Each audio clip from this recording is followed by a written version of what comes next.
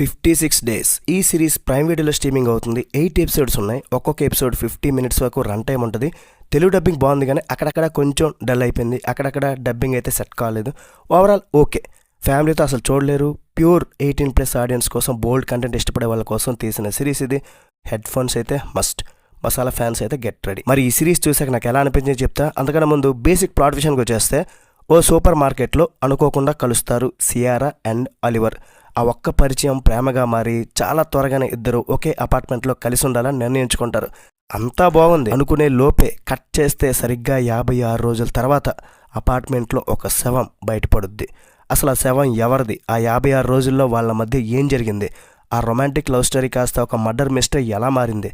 ఈ ప్రశ్నలన్నింటికీ సమాధానం 56 days web series చూడాల్సిందే. సిరీస్ ఎలా ఉందంటే ఓకే, పర్లేదు. ఓవరాల్గా యావరేజ్ సిరీస్. యావరేజ్లు హిట్ ఫట్ అని పక్కన పెట్టేస్తే, సిరీస్ చూడడానికి మెయిన్ రీజన్ ఒకటి థ్రిల్లర్ అయితే ఇందులో అది కూడా erotic thriller 18+.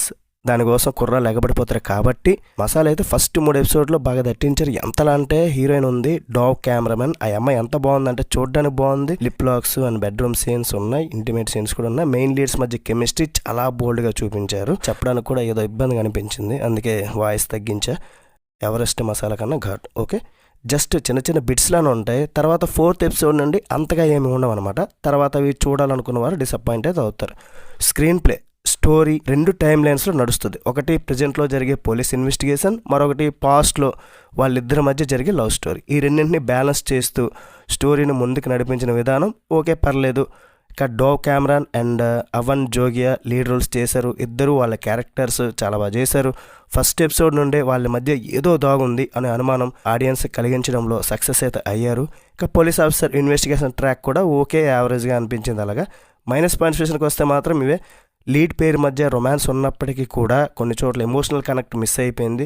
Only physical attraction, deep emotion కొన్ని సీన్లలో లోపించింది. అండ్ ప్రిడిక్టబిలిటీ కూడా. రెగ్యులర్గా క్రైమ్ థ్రిల్లర్స్ చూసేవారైతే కొన్ని ట్విస్ట్లు, టెన్స్ ముందుగానే గెస్ట్ చేయొచ్చు. అండ్ 8 ఎపిసోడ్స్లో ల్యాగ్ మాత్రం భరించాల్సిందే. టెక్నికల్గా మాత్రం సినిమాటోగ్రఫీ చాలా బాగుంది.